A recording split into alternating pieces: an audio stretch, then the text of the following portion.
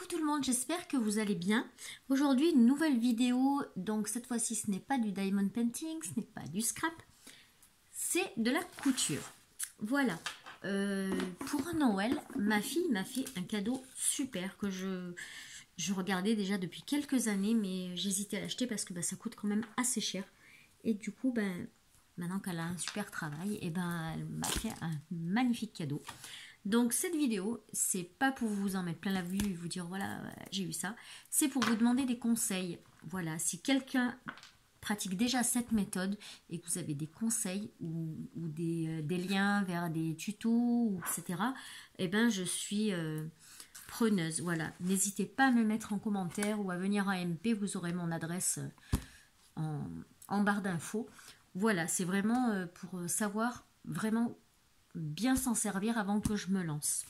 Donc voilà, ce qu'elle m'a offert, c'est ceci, la méthode, la coupe d'or. Donc elle m'a pris la version avec toutes les règles. Donc il y a la petite boîte et il y a toutes les règles. Enfin toutes les règles, il y a deux règles. Donc il y a une règle comme ça qui est légèrement courbée. Hop, on va mettre ça sur le côté, ça nous gênera moins, voilà. Vous voyez, elle est légèrement courbée. Elle est très grande, elle fait 57 cm. Voilà, ça donne ça. Donc vous voyez, ça fait hop, comme ça. Il y a cette règle-là. Il y a celle-ci. C'est vraiment super bien emballé. Parce que là, vous voyez, c'est une pochette. Mais entre les deux, il y a un plastique. Donc ce qui fait que les règles ne se frottent pas les unes avec les autres. Et donc la deuxième se présente comme ça. Donc je pense que c'est pour les emmanchures. En plus c'est écrit en allemand. Donc c'est un peu compliqué. Mais voilà. Celle-ci fait 44 cm. Donc je pense que c'est vraiment pour les emmanchures. Voilà. Pour débutants et professionnels. Ah ben voilà, là il vous donne les explications et tout, mais même si on a les explications marquées, c'est vrai que s'il y a des tutos ou quoi, c'est quand même plus facile de voir en vidéo comment les gens s'en servent. Voilà, donc ça c'est pour les règles. Donc je vais les ranger. Celle-ci était devant. Voilà. Et celle-ci était derrière. Franchement, c'est hyper bien protégé. Donc, il y a les règles. Et donc, dans ce petit coffret-là, on va ouvrir. Hop, il y a un petit classeur. Donc, ça se présente comme ça. Donc, vous avez quelques explications dans ce petit livret. Comme ça. Donc, il vous explique comment faire vos patrons. C'est pour fabriquer les patrons, en fait, hein, ceux-là. Donc, voilà. Il vous explique comment fabriquer les patrons. Donc c'est vrai, c'est bien expliqué. Mais bon, comme je me répète, hein, mais c'est quand même plus facile quand on a un visuel. Voilà. Et donc, là vous avez un petit classeur. Donc franchement, c'est vraiment bien présenté. C'est super. Hein. À l'intérieur, vous avez un petit DVD donc, qui vous explique et tout. J'avoue que je ne l'ai pas encore regardé. Donc... voilà, j'ai pas encore pris le temps. Vous avez une règle aussi, c'est la même que l'autre, mais en carton. Voilà. Hein. Parce que vous pouvez l'acheter, avoir la version aussi sans les outils, quoi, sans les règles. Mais bon, donc vous en avez une en carton au cas où. Voilà.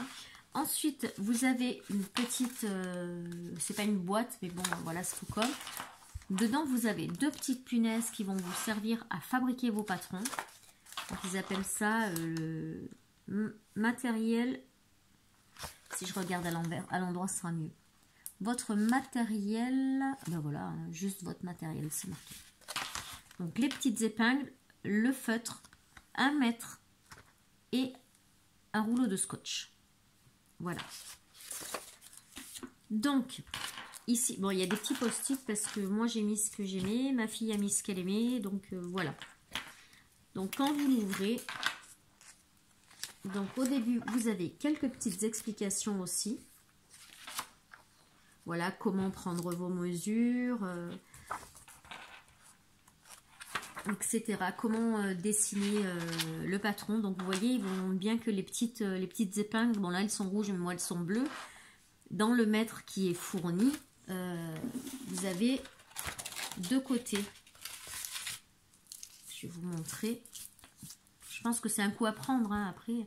Donc vous avez un côté qui est mètre comme ça, et un autre côté avec d'autres dimensions. Bon, c'est au mètre aussi, hein, mais vous avez une petite partie, voilà, cette petite partie, qui a plein de petits trous. Et c'est ici que vous allez poser, par rapport à la taille que vous avez choisie, que vous allez poser vos épingles. Et du coup, vos patrons vont partir à partir de là. Voilà.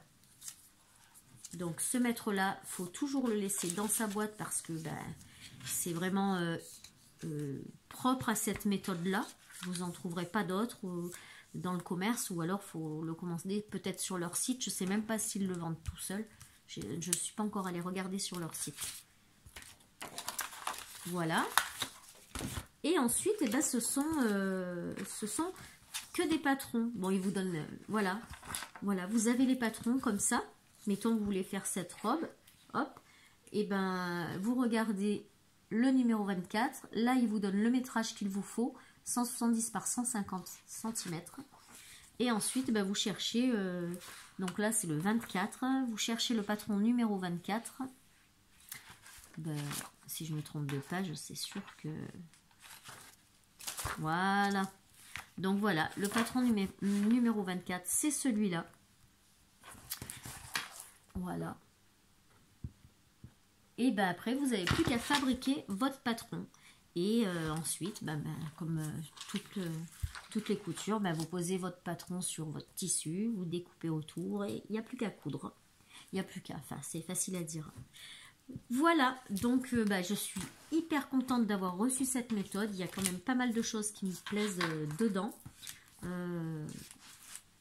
Moi, j'adore cette cape, par exemple. Regardez.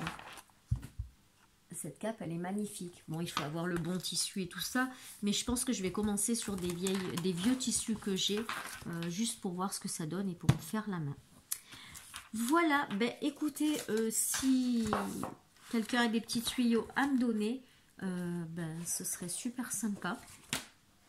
Et ce que vous pensez de cette méthode, si vous l'avez déjà, et si c'est facile ou pas, parce que l'avoir ça donne envie, mais après s'en servir c'est une autre chose. Et une autre question aussi pour celles qui ont cette méthode, ou même pas du tout, hein, celles qui font leurs vêtements, je voulais savoir s'il était vraiment nécessaire d'avoir le mannequin. Vous savez, le mannequin sur un pied, là. Parce que je ne sais pas s'il faut que j'investisse dans un mannequin ou pas. À savoir que d'occasion, j'en ai pas trouvé. Enfin voilà quoi, ça vaut pas le coup de le prendre d'occasion quand vous en avez qui sont à 119 € neuf sur je sais plus quel site. Et que le moins cher que j'ai trouvé d'occasion et quand même un peu abîmé, il était à 90 €. Donc pour 20 € de plus, je me dis que ça vaut peut-être pas le coup de le prendre d'occasion. Donc voilà, dites-moi si c'est vraiment nécessaire ou pas. Voilà, sur ce, écoutez, merci d'avoir regardé cette vidéo. Je vous fais des bisous et je vous dis à très vite pour une prochaine vidéo. Tchuss!